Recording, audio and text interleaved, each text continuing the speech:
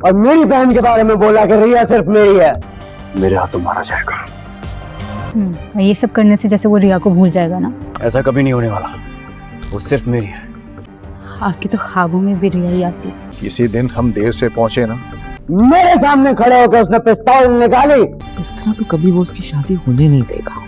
अगर रिया की शादी किसी और से हो जाएगी, रिया मीना, तो उसका भाई उसकी रुखसती कर देगा। तुम हाथ मलते रह जाना। जो भी उसके और मेरे दरमियान आएगा सबसे लड़ूंगा। तो कबीर खुद ब खुद रुक जाएगा। ये हमारा आपस का मसला है। सबको मार डालूंगा। हमारा आपसी मसला मेरे घर में तूफान खड़ा कर रहा है। रिया बहुत खुश होती है कि कबीर उसकी शादी किसी और से नहीं होने देगा, लेकिन आसमा और सिकंदर इस बात पर बहुत हंगामा करते हैं। आसमा और सिकंदर कबीर के घर चले जाते हैं और माँ बीना को बताते हैं कि कबीर ने उनकी नाक में दम कर रखा है। वो रिया की शादी किसी और के साथ होने ही नहीं दे रहा। जब भी रिया का रिश्ता आता है तो कबीर भगा देता है।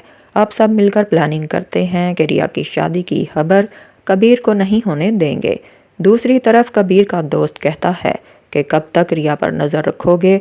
अगर किसी दिन हमें रिया तक पहुंचने में देर हो गई तो उसके घर वाले उसकी शादी करवा देंगे। कबीर कहता है कि ऐसा दिन कभी नहीं आएगा।